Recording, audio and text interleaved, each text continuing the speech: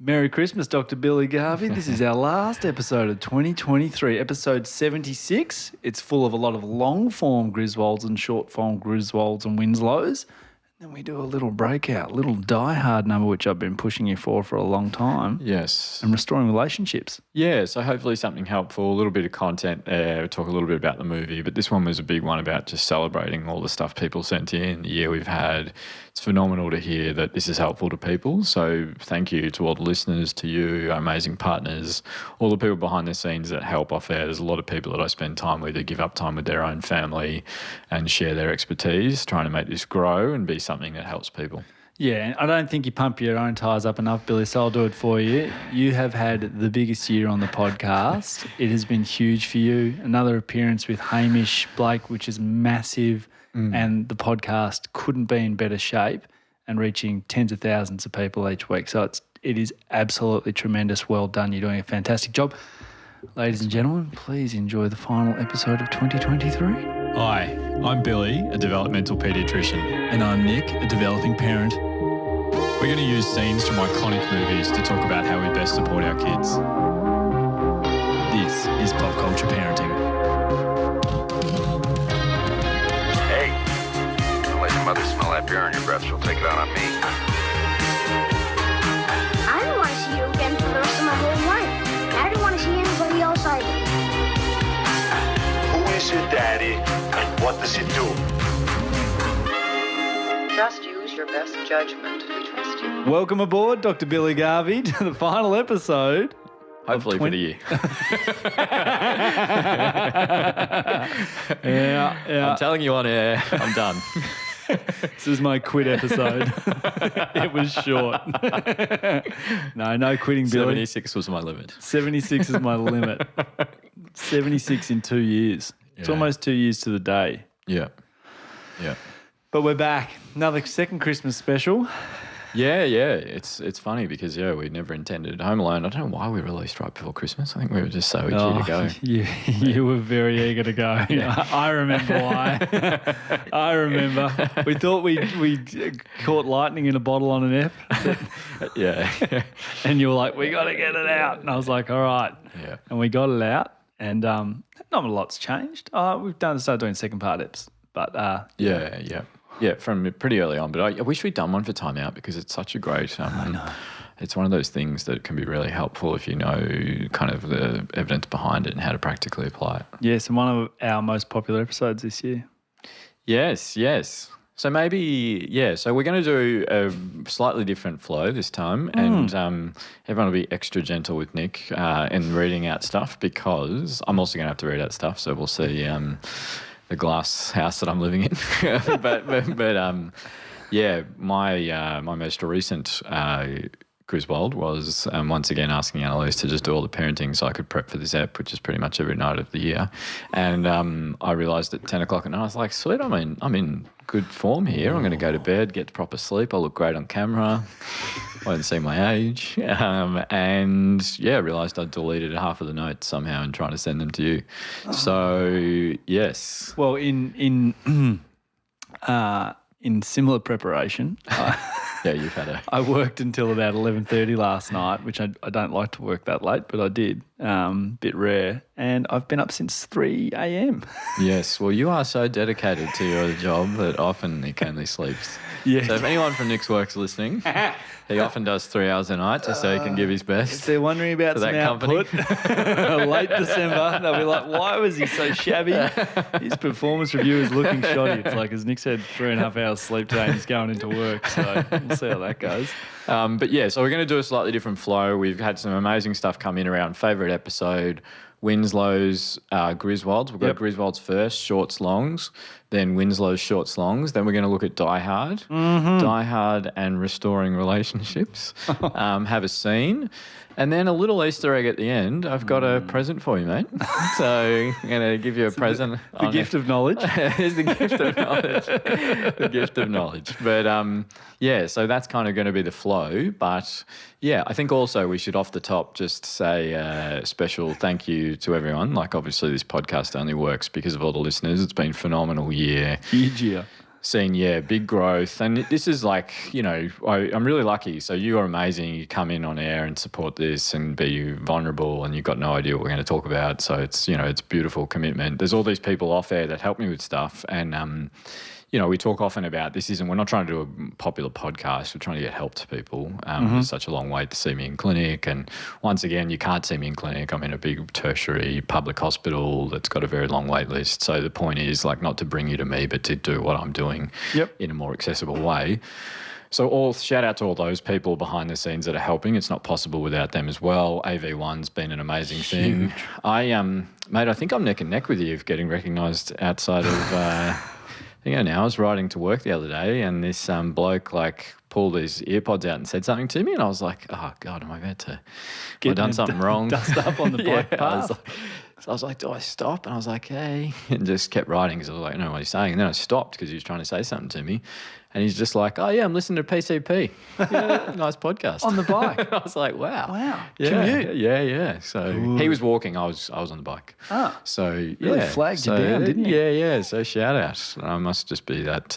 It's the flowing hair, I guess, just going out the back of the helmet. Can't hide. Can't hide, Billy. But so really amazing. And so favourite app. Before we get into the stats, do you have a favourite app of the year? When I think about the one I really liked, I always like it when you thread the needle on something. Okay. That's what I'm like. And the one time you did it this year. I think I was away with some friends 2 weeks ago, and the one they called out was Rambo. Oh, yeah. And tantrums. Yeah. And just they were very impressed with the scene where we did Rambo First Blood tantrum. and Rambo says that it's amazing how you threaded that one. It's like, yeah, that damn sheriff, I just wanted to get a snack. I just wanted to have a meal. And it's like he's had this massive tantrum because he's hungry. And I think that I love when you do that. You do that. It's the best thing. It's honestly the best thing you do. The advice is great. When you thread the needle on one, I think neurodiversity and Blade Runner as well was amazing. Yeah, so that's you know this as well. We get some feedback from Spotify actually, and that was the most shared episode of the year, the neurodiversity one. I think the most listened to was developmental trauma. That was one of the people on Instagram said they really liked as well. The co-regulation one. Co-reg's great. Do you know on Instagram I had a look through the year, we got positive, people called out every single episode except for the peer pressure one. And I was like, I'm blaming Fast and the Furious, not my my content. But that's the only one. Still had a lot of people listen to it. So we just, and what we're going to do next year is be led by listeners again on topics and all that stuff. But yeah, those were the biggest steps. Actually, we're going to read out some stuff. Mate, I can't go past Pretty Woman because it just showed how it's good reversal. Well, because it was just such a beautiful articulation of how powerful you are in the podcast, because it was, you're phenomenal in that one. You're phenomenal in all of them, but in that one, it kind of, because people probably realise this, we do one take. You don't know what's coming until it's said to you. You have to just kind of navigate what I'm talking about. And that was just, people trying to, I think, try and set it up so that vulnerability and genuine stuff comes out. But that's why this podcast is amazing, because you bring that honesty and genuineness. And that episode was great. I love Rambo. The problem with Rambo is that it's the only one where we don't have any video footage because my phone 10 minutes in said it's 35 degrees and I just carked it. So AV1 are going to go back and help us make the back catalogue on YouTube as well, but that one doesn't exist. Just reflecting upon bringing the genuine side of me, these vacant looks I give Billy they are not rehearsed. People love you, mate. I delivered training recently, it was Australia, New Zealand, Asia. We run an annual conference for developmental paediatricians all over kind of this part of the world, and we get feedback, and I did one of the talks. And we get feedback about the talks, and someone was like, "Where's Nick?" so mate, you're even. Where's your guinea pig? No, where's the person that actually explains what you're saying? But so no, it's great. But we got some comments, so I'm going to have to read as well. But we've got some notes. We were going to talk about what's happened. So people kind of sent in what they thought was the really valuable stuff. Yep. So Yeah, so if you can see, because Nick's looking at this sure. for the first time, but I'll start with the siblings one. Yep. This is just comment about particular episodes. So good and so what I needed at that point. And I think the siblings episode was trying to be really practical about how to navigate, more than one kid and the side of conflict. Yep, that was, yeah. We're both there. So we're figuring that out. Yes. This morning, actually. The neurodiversity one, which we've covered, someone said they were crying listening because it changed my whole view of my son's diagnosis, which is pretty much why we turn up every week now. Like, that's the reason, that sort of response and that's strengths based. And that was one the kids who are different took me the longest to do because it was based on that single email that someone sent in. The neurodiversity one was the one I was probably the most nervous about, but I'm glad that most of people seem to have found it helpful. Tantrums as far as, I thought this was nice. This person broke it down. Tantrums as far as hitting the PCP brief, co-regulation for sheer helpfulness. Yeah, was that in our reviews? Someone had put that down as well. Yeah. They'd reflected upon that, which was cool. Yeah. Another one from neurodiversity, hands down neurodiversity. I've replayed Billy's breakdown of Roy's soliloquy a bunch. And that when I saw that comment, I was like, God, that was back when I was soapboxing a lot. Like I was just getting really emotional in a lot of the episodes. For me as well, like you got to be careful with Roy's soliloquy. People feel really strongly about Blade Runner. Like it's a real thing for people. Yeah. And so, we didn't get any negative feedback on that, which was nice. Yes. And it kind of speaks to the last one is that that's like picking my favourite child, impossible. That was nice. But people who are coming into it early, it's intentionally a back catalogue that you can go back to. So we'll go back to a lot of the topics, but people are kind of coming in and starting to listen now and you can go back to everything. I'll find a better way to put it up because people are like, you shouldn't have the movie first, you should have the topic because I can't find what I'm trying to look for, but we'll sort that out. Now, do you want to hit Clark W? Let's do it. And we'll... Hey, don't let your mother smell that beer on your breath. She'll take it out on me. And maybe we'll do rapid fire. Do it. Okay, these are the Griswolds people contributed via our Instagram channels, and we're going to read them out one for one. Go, Dr. Billy. Bad day, poured myself a margarita, only to have my 2-year-old beeline to it for a drink. Getting frustrated that my 7-year-old was a great sleeper is getting up again at night. 7-month-old, sorry. Probably just now when I caught my 16-month-old with a screw in his mouth. The 3 to 6:30 battle shift. Yeah, so I think for you feel that as well, don't you? God, that is just superstar in the morning. But I'm great out at, I'm getting worse everywhere, but hand, foot and mouth severely disrupting 18-month-old sleep, triggering 1 month of 2 a.m. wake-ups for 2 hours. Hand, foot and mouth comes back in Griswolds, but keep rolling. Goodness gracious. Toilet training. Kid pooped on Kmart toy aisle floor. I was too confident about outings. I thought you'd like that one. Spending 3 months researching cow's milk protein intolerance instead of enjoying the precious moments with Bub. No. Totally. If it makes you feel any better, I was too busy enjoying Evie that I didn't realise she had cow's milk protein intolerance until like 4 months, even though I was diagnosing it, very frequently in our unsettled babies clinic. So you can go too far the other way as well. Yeah, fair enough. Seemingly never-ending run of kids' sickness taking their toll on everyone. There is that period that is horrible. Yeah, it's really tough, isn't it? Sending my 2.5-year-old down a dirt bike jump only to watch her flip over the handlebars and face plant. Ow. So, tough. Wasting 100 mils of express boob milk. Oh. God, that's always a tough one. So tough. I've done that many times. Cannot be undone. Hitting the mortgage cliff in April. Yes, there's a lot of people that are struggling. So, feeling that as well. So, it's tough time. Tough one. Whole family almost drowning on a family holiday to a tropical island. Forgot the life jackets. Yeah. Wow. Yeah, I know. Scary stuff. Heavy. Another time I'll tell a similar story to that. With 2 kids under 2, misreading my wife's high stress levels and being tired is not giving enough. So nice honesty there. Yeah, not all of these are funny. As you read them, I'm like, oh, this isn't a funny one. I'm like, oh, no, these are Grizzies. No. This one's tough. This one's tough, just to give you a key on the tone. Okay, yeah, sorry to anyone listening. I hit it with a lot. I often hit something with a lot of energy, then go, ooh. This one's tough, but proves that our community is one that's safe and that we're all trying to get better at this. 100%. Lost it when 5-year-old wouldn't listen in the bath, picked him up roughly and bruised him. Realised I needed support. Oh. Great self-reflection. Yeah, That's awesome. Yeah, and that's what the podcast is trying to do. Dancing with my 18-month-old in socks, fleeing him out, and we both stacked it on our faces. I've done that one. Okay. Got my car professionally cleaned, picked up my son from daycare. He got in the car and quietly took off his shoes and brought the whole daycare sandbox with him. It's amazing. They're just magnets for sand. Seeing a brown patch running down my 18-month-old pants at story time in the library. So, yeah, that happened with Evie yesterday to Annalise.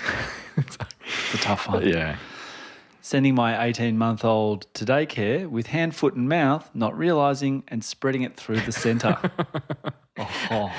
Another nice bit of honesty. That's really honest. I would have probably kept that to myself. Yep. Staying at home, stay-at-home mum, feeling I can never have everything done to standard, too many balls to juggle constantly. Yeah, tough one. Really tough. So, yeah, don't want to problem solve, but just acknowledge. So then we've got some longs. So long Griswolds. You go first, mate. I feel like this is a Griswold, but I guess it depends on which way you look at it. My 9-month-old daughter has severe anaphylaxis and eczema and reacts to lots of things. I'm at Coles with her 3-year-old brother, let's call him Mr. 3, who is lots of fun, but a huge pain in the butt to take shopping. I'm in the shampoo aisle and I'm trying to concentrate on finding shampoo and without nut oil. My anxiety is high because I am worried about making a mistake with the shampoo, and I'm also waiting for Mr. 3 to escape the trolley and start running through the shopping centre, which is embarrassing because he can run faster and dodge better than me. In case everyone is worried about the safety, he rarely escapes the trolley, and when he does, I've always had an eye on him. He does make many escape attempts, which adds an extra level of complexity to shopping trips. I can hear him counting and I know he is still in the trolley. Okay. All right. There is no way I'm going to look in his direction, which might make him break focus from the counting and start planning his escape. I can hear other shoppers commenting and laughing as they walk past, but can't clearly hear what they're saying. Mr. 3 can count and manipulate numbers far beyond the ability level of a typical 3-year-old. So I am used to people making comments about him.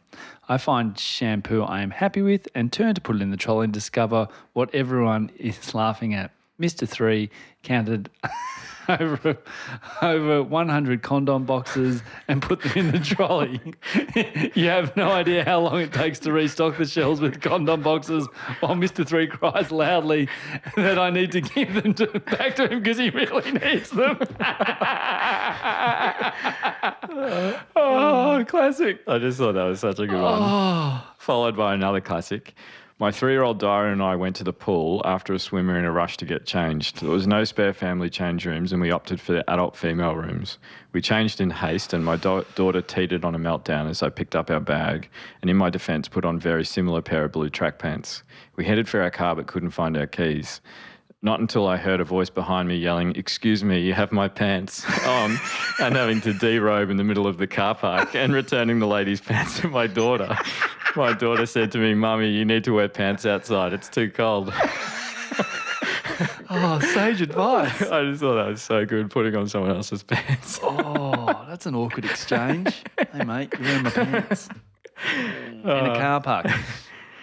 Hey boys, I'll send my Grizzy and Winslow. I'll send my Grizzy and Winslow for the year here. Grizzy, teaching my son to roll over when he has had a spill in the bath and sit back up. He does it, but then turns to me and splits his eyebrow, and there's blood everywhere. Oh, wow. And as we sort of move into Winslow's now, we'll just start with this one. Creating our sanctuaries and being on the same page as my partner with the help from your podcast. Parenting is much easier when there's Billy as the voice of reason. So thank you. Very nice.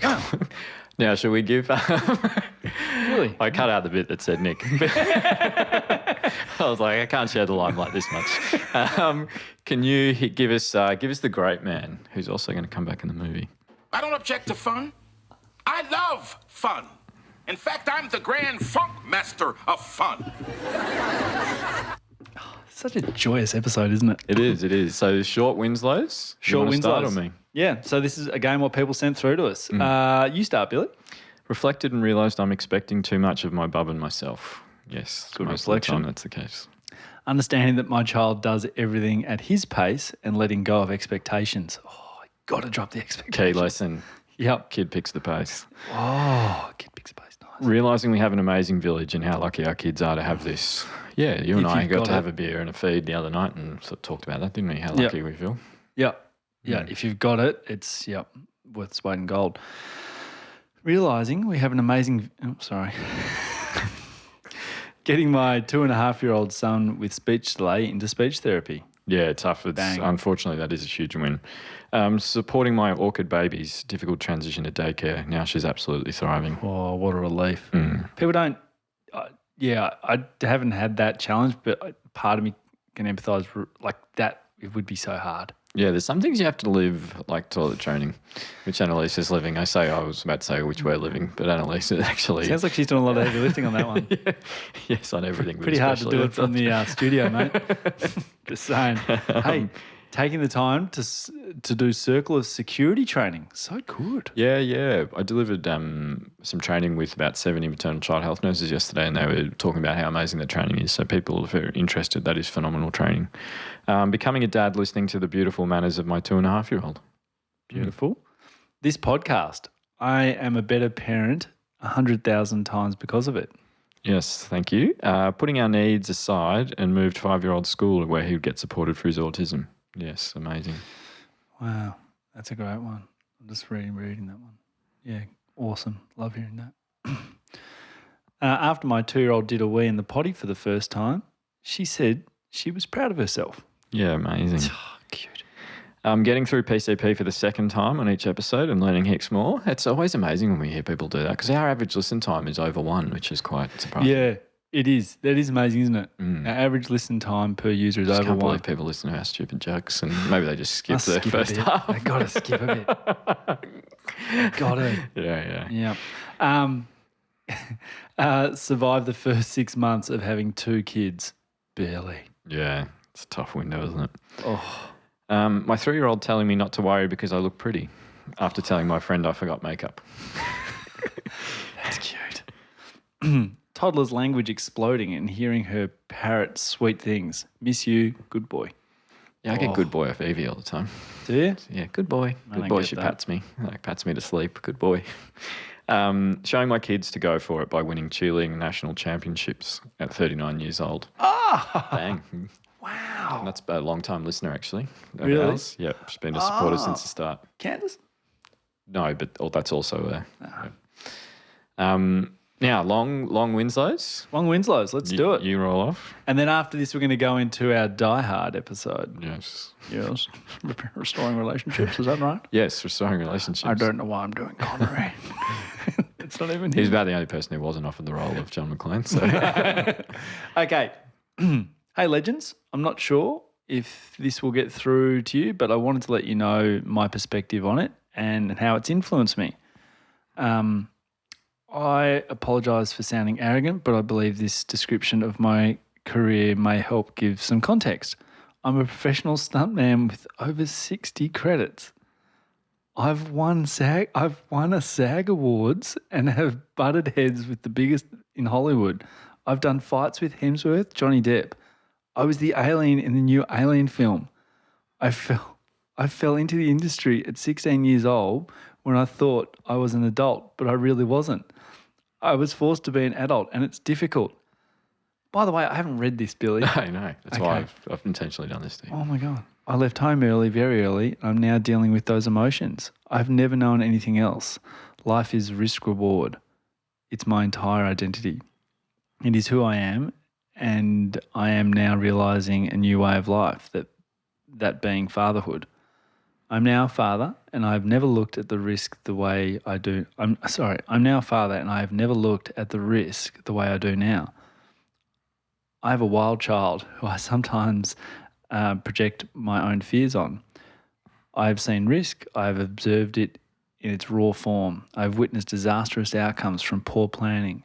It wasn't until you described the form of as safe as necessary, not as safe as possible, did I realise I was projecting my work and life fears onto my son.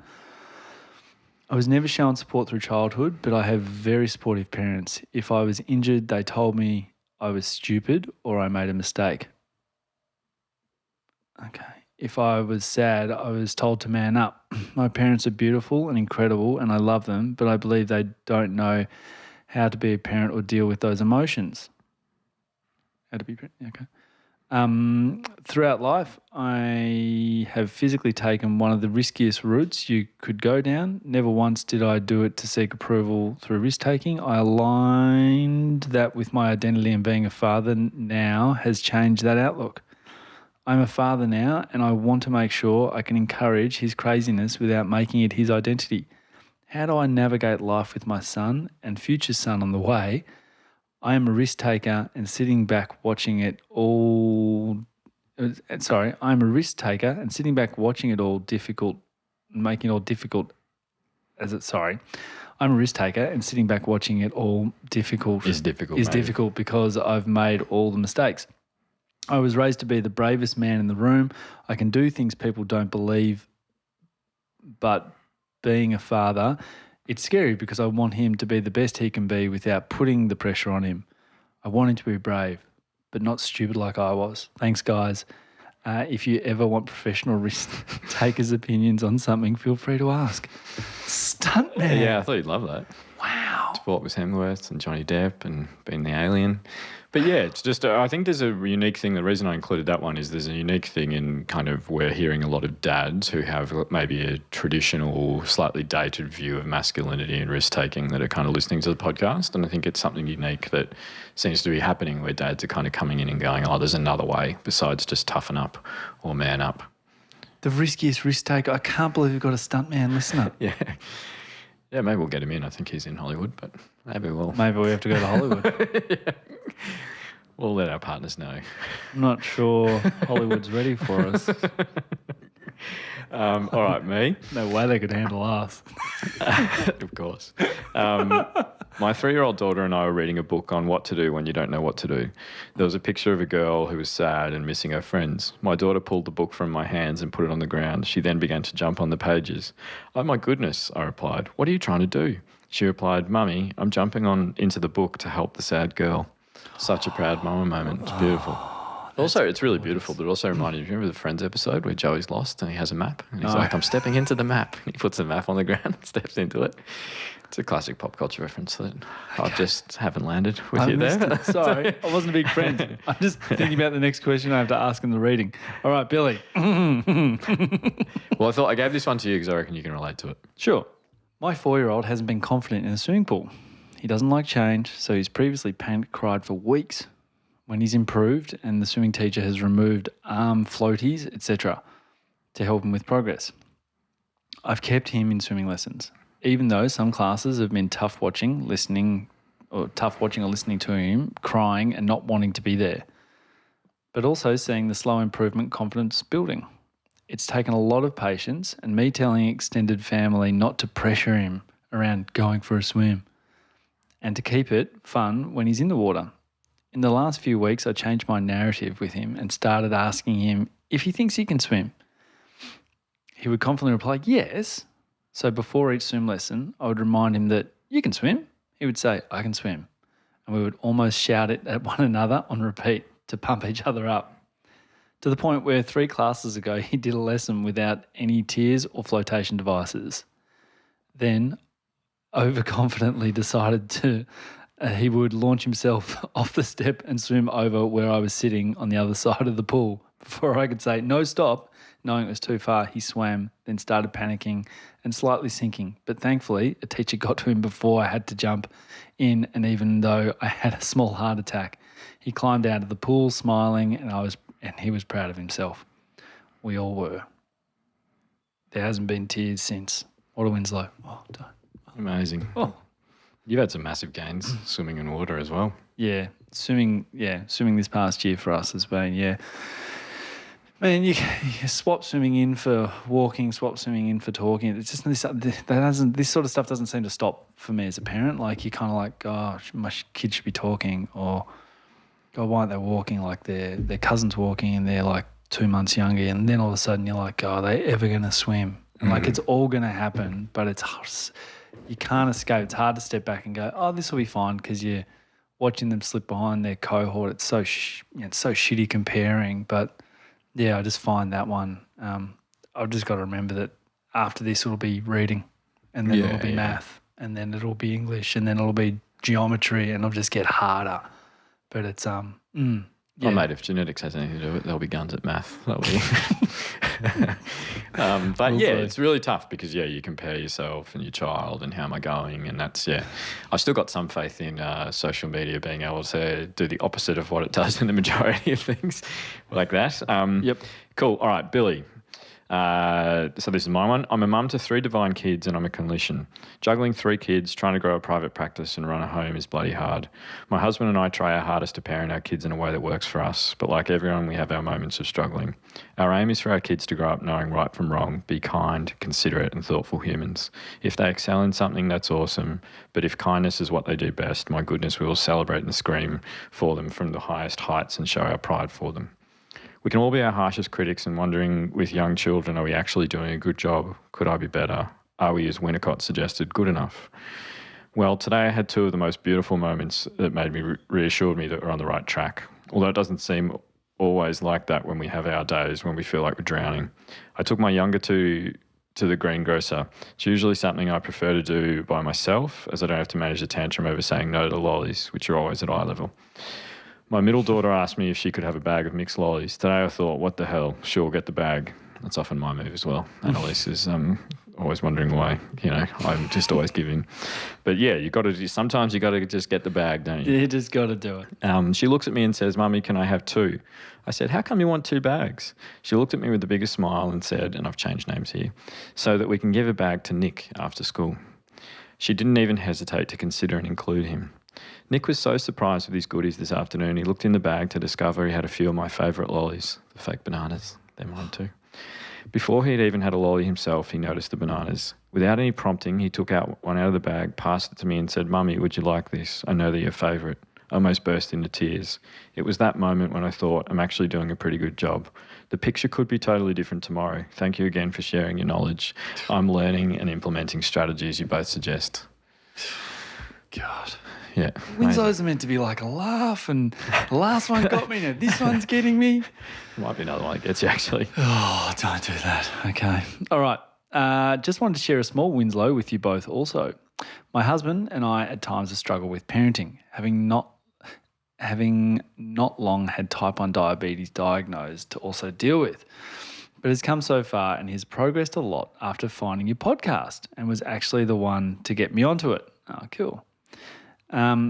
He was with our son and our niece, who is a year old. They were riding bikes and our son is very good on his bike, loves it, and my husband noticed Lily was getting a little bit withdrawn after riding for a bit as she wasn't so confident, and my husband thought perhaps she felt a bit upset that her baby cousin was better on the bike. He said what popped into his head was that, what do you like to do and what are you good at, quote, from you. And he was so comforted and so comforted her and spoke to her about her trampoline. And does she remember our son didn't feel very confident on it, talking to her about her strengths, etc., and found it made her cheer up a lot. One of the many proud moments I have of him as a parent. Oh. Yeah, it's amazing. It's beautiful if you're lucky to parent with someone else to just get to see them shoot the lights out, I hope he hears this. Yeah, well, it sounds like he will. It sounds like, he's helping us get it out to other people. Yes. Hey, Nick and Billy, first-time dad of a 3-year-old boy, and I'm so appreciative of your time to make this podcast. Truly feel it's taken me off autopilot and become more aware about how I parent. There's been so many learnings, highs and lows, but I thought I'd share one Winslow that highlights the impact you've both had. A few months ago, daycare drop-offs were tough, full of tears, not letting go. One day during the drop-off process, he saw his mate out in the play equipment and I asked him if he wanted to go play with him. He said yes, but didn't want to let go of me. I took some time to explain how good he is at climbing and going down the slide and that he should go show him. With that moment, I asked him if he wanted a hug. We did, and then he ran over to start playing with him. To this day, one of the coolest moments as a dad. I even cried when I hopped in the car. Thanks for demonstrating how to scaffold and reinforce the positive behaviours that have had a huge impact. God, you must be happy with that one, Billy. Hey, mate, that's us. I forgot to take your name out of that one. All right. Griswolds and Winslows. The queue is in the rack for the year, Billy. We are done. Yes. So thank you for everyone sending them in. It was tough to choose them, but hopefully helpful to just show how much we appreciate the community and how strong the podcast is because of everyone that listens and contributes. But now we're going to talk about a movie. Now, Nick and I, we were talking before we started recording that often we do movies that I'm not a big fan of, such as Grease. But fighting words, Billy Garvey, fighting words. But this has been an interesting one because you've been pushing for this to be a Christmas movie for a while, but I finally folded because actually people were sending in you should do Die Hard. So we're doing Die Hard, 1988, big movie. What does it mean to you? It was one of the first action films that I can really recall. Genuinely nice. And like a real action film. And I'm stealing this line a little bit, but it is one of those, it is what they recognise as one of the first real actions. Like it's just about this sort of star hero. And it's amazing. It's amazing. It's really cool. It's set in one location. They don't travel around. Yeah. It's Nakatomi Plaza. Yeah. It's really cool. Like I just love it. Yeah, so amazing movie. And you're right. And the big difference between this and a lot of the action movies that had come before it is people could relate to the character.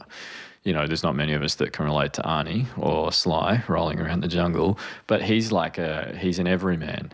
So he's, Bruce Willis was a big casting risk in this. He'd been in Moonlighting, which I forgot about actually, but I went back and looked at it with Sybil Shepherd. And he's actually got really good, comedy chops. So they took a risk, but they put him in do you know why Arnie didn't do it? Why he turned it down?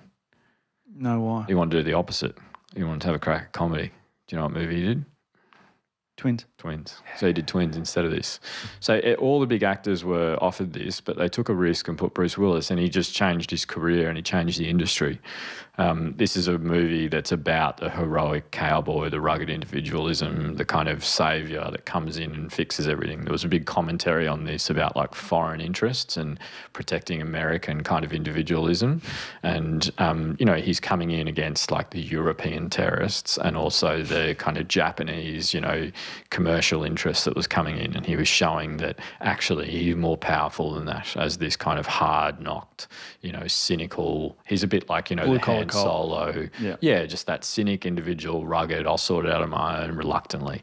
So it was a great example of that. It was also Rickman's first movie, which is phenomenal when you think about it. He was off Broadway, he wasn't. Yeah. Wasn't a star. Yeah, and he changed the villain trope, didn't he? Because he was this intellectual, but also really harsh. And we see that, the first kill is really just, brutal, I don't care, see you later. But yeah, so we saw these two stars that were born and kind of changed action heroes and villains for the next 30 years. The movie is, the reason I've talked about it in terms of restoring relationships is what the movie is about is, for people that don't know, he starts with the movie coming to visit his wife and she's moved to LA from New York. Taken the kids, and she's pursuing a career. Now, we learn in the way in that John McClane didn't think it was going to work, so he thought she'd come back to him and realised that she couldn't pursue a career. And it's almost somewhat of a criticism on that kind of progression of, gender equity to say you can go in and you can have this, because we see, instead of being on Christmas Eve, she's at work and she's calling her kids to say, I'm not there. And so, it's dated a fair bit in this kind of the man through violence comes in and gets redemption. So, but also as well, the change of her name back to Holly Gennaro, which is her maiden name. We're from Holly McClane. Yeah, so a lot of that as well. Yeah, a lot of symbolism. He's still wearing his wedding ring. He's upset when he sees the name has changed. And then there's a symbolistic item of jewellery that she gets. Can you remember? She gets given to show that she's doing well in her career pursuit. I can't remember. So she gets a Rolex. Now, the only reason she doesn't die at the end is because Rickman's holding on to the Rolex. And in this kind of iconic moment, Bruce Willis unclasps it and Rickman falls. And so it shows that she's returned back. She's been saved because she's kind of let go of the pursuit of her career, which is a bit wild when you think about it now. But back in the 80s, they could get away with this. And yeah, I'm sure Rickman was dropped early. That's why he's dropped 80 foot for that. And they dropped him early. He was really angry about it. But that's why his face is so fearful, because he's he wasn't ready to fall. So it's this phenomenal movie that, like, you know, Roy Rogers, Bruce Willis calls him out and says, you know, you like Rambo and all that stuff. And he's saying, no, I go further back to the 40s, to the cowboy Roy Rogers, who was like king of the cowboys. And that's yippee-ki-yay. I used to say yippee-ki-yay, and he obviously had to swear word to the end of it. Now, the other movie, do you know the other movie that some people would argue is exactly the same movie? And it's about a male who has separated from his family and has to use violence to get back. When was the movie made? 4 years later after this one. So 92. 92. Yeah. Violence, mum who has neglected, you know, awful moment of neglect. Violence is required. Oh, give me a hint. It's the first movie we ever did. What? Home Alone? Yeah, so Home Alone. People will often say there's actually academics that have written about these are the same movie. So Home Alone is also a criticism of moving away from traditional family values. Instead of celebrating Christmas at home, they go and pursue kind of materialistic endeavours. The dad doesn't really care. It's all about money and wealth. All of the men are hopeless in that movie. The uncle, the older brother who's a bully. The cops are incompetent, just like Die Hard. Cops are incompetent. FBI don't care. And mum has to come back. So mum, you know, but Macaulay Culkin gets through it by, you know, this rugged individual violence. And it's a really good example. A lot of people will say that he's like the understudy of Bruce McLean. And there's a lot of academics that have written about the similarities between the two. Final thing on the movie, there's obviously a big crossover between our movie. So Carl Winslow, who we use for our podcast, this was his first big movie role. Went on a year later to have one of the most successful sitcoms where he plays Carl Winslow, also a cop. There's another one though. Do you know Holly's actor is Bonnie Bendenero or something like that, that plays Holly in Die Hard. She changed her surname in real life as well, the actress. She had a brother called Kit. They grew up poor. And do you know what her birth certificate surname was? That actress, McCulkin. So it's Macaulay Culkin's aunt. Really? Yeah. Bonnie McCulkin. Yeah. So Kit, her brother, is the dad of all of the McCulkin superstars. So it's amazing how, like, the overlaps between them. But I think that what it talks about, which I think is a nice kind of thing for us to think about at this time of the year, because I think a lot of people, especially those financially struggling, would be like, I wish we were going away to Paris, you know, all these kind of fancy things that we see in Die Hard, you know, the Rolex watch and all the kind of, you know, commercial kind of aspects of affluence and things like that. But actually what both of the movies are about the importance of family. Yep. Aren't they? Like Home Alone is obviously about that. They come back and they recover. She'll do whatever it takes to get back to him. And then it's this beautiful ending as they come together. And Die Hard is the same. It kind of ends with all the family back together. She says, no, McLean. She corrects and says, that's my surname. And I think there is this powerful thing to think about this time. Like I have to do it massively. Annalise has been phenomenal in supporting all of this year about just restoring, you know, bringing back the influence and, you know, the importance of the relationship. And I hope that, I mean, you'll hopefully get to do it as well, but that's what I'm going to be doing for like this week that I've got off, to just really soak them up. And I imagine that there's a lot of people out there that are struggling with that. So I don't know about you, but I think it's one of the important times of this year is just repowering our relationships with our family and our friends. Yeah, we do that every every year. Henrietta and I set some time aside, particularly for the two of us. Yeah, that's true, actually. Yeah, we do. Yeah, I know that well. I don't think we've spoken about that on the pod, but yeah, I'm happy to say it on the pod. It's not like my proudest thing, but it's an important thing. So each year, we. I reckon it's amazing. It shows the importance of the actual topic. Yeah, so we're importantly, so for the past 3 years, we've kept our kids in daycare during parts of the Christmas break for an extra 2 days. In all honesty, we could take the girls out of daycare. We keep them in 2 days 1 week, 2 days in the following week.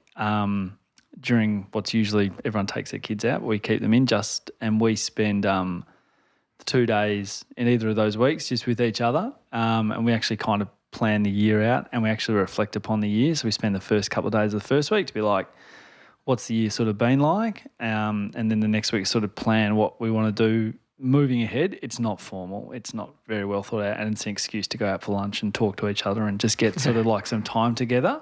But yeah, it's I feel guilty keeping my kids in. No, mate, you're they better parents because of that. Yeah, and that's the point. Like we try and just get the time together, and we've just done it. Not complaining, but haven't been.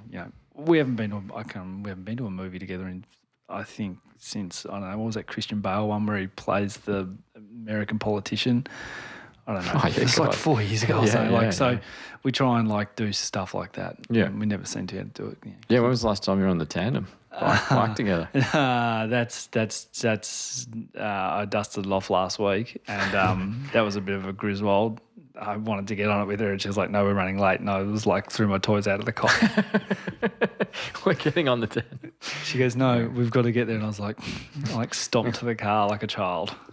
This hasn't ended well for me this episode, Billy. Anyway, it's all about that. But it's interesting. I think it's one of those things about giving. It's beautiful because I never thought about that, but giving permission for us to be, thinking about ourselves as individuals, and if we're lucky enough to be in a relationship with someone that we're parenting with, actually saying sometimes the kids can't always be the priority. No, and it's to make sure that everything's in check. So we just make sure it's not even that fun. It's fun, but it's just like, how are we going? Like, what do we want to do this year? Like, how are we going to set ourselves up? And then just start, and then just make a plan, or what is it? Plan or fail to make a plan, and plan, something like that. Yeah, failing to make a plan is planning to fail. Yeah, so try and do it. Yeah, so I think it's really important. And it's also the other thing I think just to, before, because we've got a scene that I want to talk to about, just being gentle. So one of the things that we do in clinic, we do a lot of training around this as well in what's called restorative practice. Restorative practice is really about how do we build back our trust and confidence in each other. So it often is talked about in the setting of schools or, services that deliver such as mental health or family services or child protection and things like that, and saying that for a lot of people, and we know this from our community of listeners, have had negative experiences at school with, clinicians like me, with, systems that aren't inclusive and aren't, listening properly and aren't being really receptive to how they can be better. So a lot of people have had a negative time. And I think what we're seeing in our clinics is it's been a pretty awful year for a lot of families, a lot of professionals. Teachers are completely overwhelmed and they need more support. And one of the things that can be helpful is this restorative practice approach of actually acknowledging what has happened that's been bad. So a lot of the time I think, I don't know if it's a Western culture thing, we kind of just sweep stuff under the carpet and go, I'll just ignore it. Yeah. But actually what happens is those wounds don't heal. So what's important, whether it's a relationship we have with our partner, our kids, or we're professionals that are supporting families, calling out and saying, I realise what's happened and I'm sorry. I did this yesterday in clinic. I saw a family that's had an awful time through a lot of other clinicians, really hard time, and mum kind of was really hot and hostile with me. But I just said, I'm really sorry that you've had that experience, and sat there and talked to her about it. And it was beautiful because on the other side of it, we kind of formed this partnership. But that's really important. Yes, you don't see this as like you don't see restorative practice as like a good to have. You think it's important. It's really important. It's really important. We're going to hear in the scene like a really good example of this hyper-masculine male who shows the vulnerability in realising the contribution that he has made to things not working out and how the recovery is often on the other side of that. Then another big key part of restorative practice and restoring relationships is I acknowledge what's gone wrong, what needs to happen for this to be fixed and to be resolved and to be healed. Yeah. It's a really important part of it. And I think we all worry that with our kids, we shouldn't say sorry. It shows vulnerability. But then we expect our kids to say sorry. It's crazy. It's like one of those really unique things that we don't feel comfortable role modelling. But we tell our kids, we go and say sorry to that kid, or say sorry to me because of what you did. But has the kid seen you say sorry? Like, how much do your kids? My kids don't. I try to really force myself to be like, I actually stuffed up here. I should show them, since I'm the adult and I'm not two, that I acknowledge the wrong that I've done. I'm saying sorry, and I want to put effort into repairing it. And I think as a professionals, we can do that too, to say, I'm really sorry you've had this experience. I'm really sorry that I didn't understand what you were talking about. I've stuffed that up heaps of times, but there is a pathway back. So, yeah, I just think it's a really important thing about what needs to happen. And that's you beautifully do that proactively over this period about saying, I need some solid time with you, Henry. I do that with Annalise. Like, I'm going to actually be helpful now and do my share of the parenting and just celebrate this amazing partner and beautiful kids that I have. McLean does it differently. We're going to listen to a scene now, which is halfway through. He's kind of gone through this building. He's been battling these baddies, you know, through just kind of sheer ruggedness and doesn't give up. And like, he's completely overwhelmed. His feet are all broken and bloodied because he had his shoes off when they stormed the building. And he's sitting there talking to Carl Winslow, actually, to Reginald Val Johnson is the actor, who's the cop on the outside, who's his only ally. And he's speaking to him, and they've formed a bit of a bond, and he opens up and kind of says, you know, what's been happening. And it's a beautiful example of like him reflecting before he then restores the relationship. Beautiful. Let's give it a spin, Billy. Pal. Yo, pal, you got a minute? I'm here, John. Listen, man, I'm starting to get a bad feeling up here. I want you to do something for me. I want you to find my wife. Don't ask me how. By then, you'll know how. I want you to tell her something. I want you to tell her that...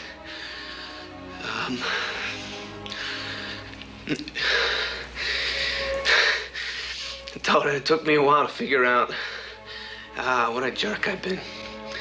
But, that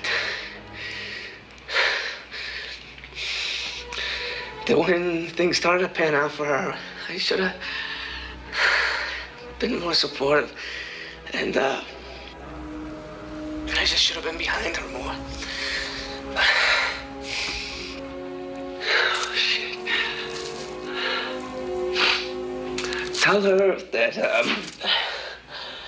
she's the best thing that ever happened to a bum like me. She's heard me say I love you 1,000 times. She never heard me say I'm sorry. And I want you to tell her that, Al. I want you to tell her that John said that he was sorry. Okay? You got that, man? Yeah, I got it, John. But you can tell her that yourself. You just watch your ass and you'll make it out of there, you hear me? Like I said, something to man upstairs. What do you think? Great. I would have been really disappointed if he didn't drop the whole, God damn it, you tell yourself, John, when we get out of this. Sorry, but yes. No, but it's beautiful. It's this beautiful example good. of him self-reflecting. Yes. You know, his mate's giving him the space. Yeah, he does, doesn't he? Gives him the space to let it all out. Doesn't try and solve it. Doesn't try and solve Doesn't it. try and tell him, no, you're and wrong. then says, I'm going to help you have that conversation. Yep. So it's beautiful. That's what we should do. Like, you and I hopefully do that with each other, you know, calling on people and saying, hey, I think I can do better than I'm doing with my partner, with my parenting as a professional, whatever, and then thinking about what's the path back. And often the only thing we can change is what we do. And, you know, that's what Bruce Willis realizes, or, you know, John McClane saying, like, I should have been more supportive. She's heard me say I love you 1,000 times. We could probably all think about that we do that with our partners and our kids. But saying sorry is something that's often the repair and restoring the relationships exists in that.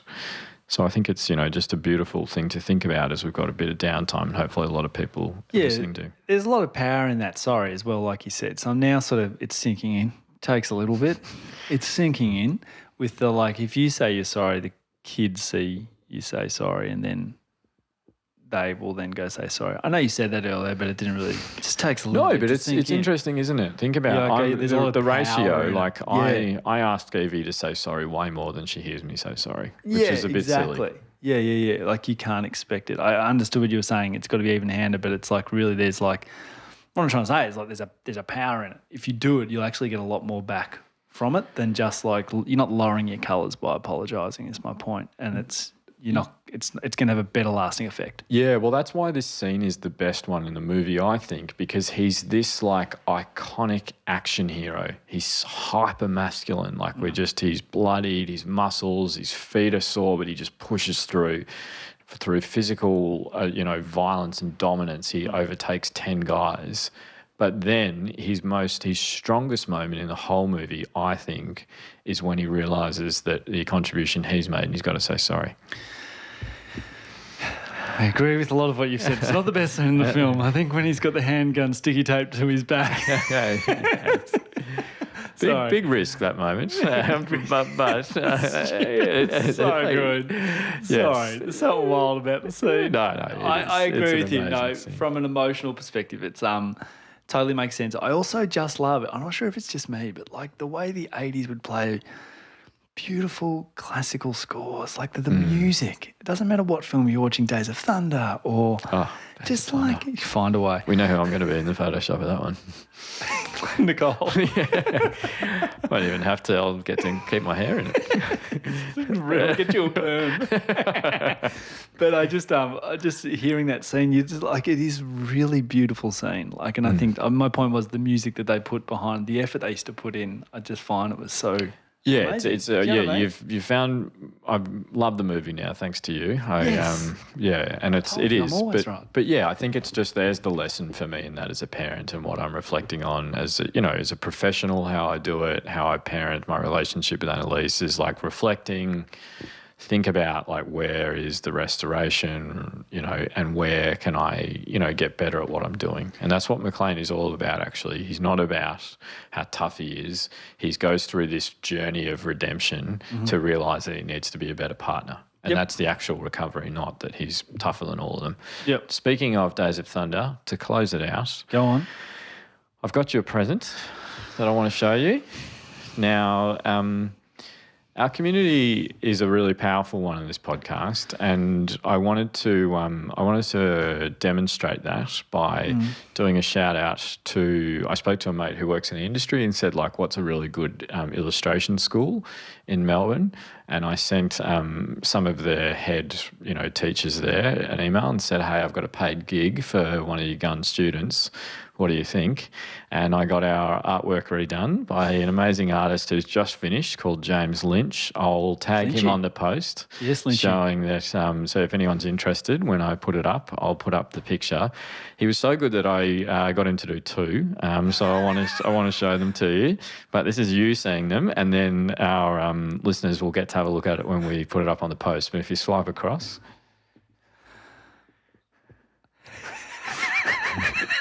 That looks so masculine. Oh. Have you seen the second one? Yeah, that's amazing.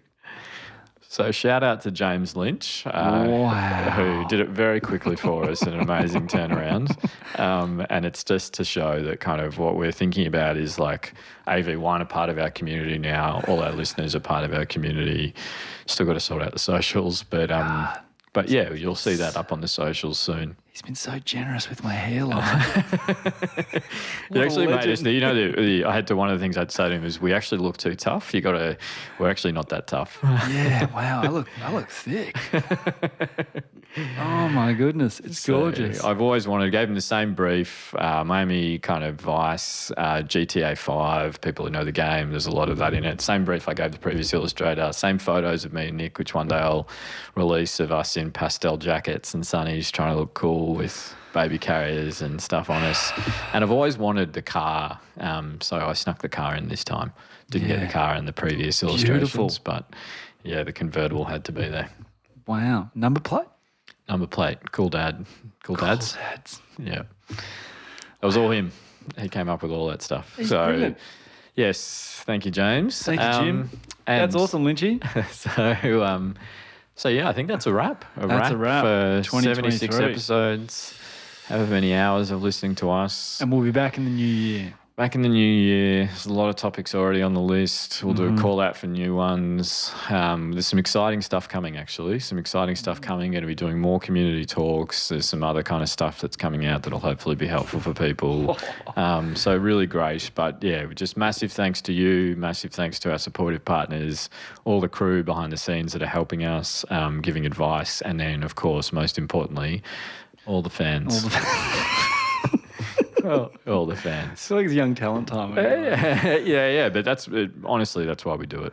No, it's awesome. No, well done, Billy. On another great year. You've driven the whole thing. But I will put this at the top of the episode as opposed to the bottom of the episode when I do the intro in a minute. But yeah, just you're tireless. I just come along and get to come in here and look dumbfounded and blank, and it's a perfect role.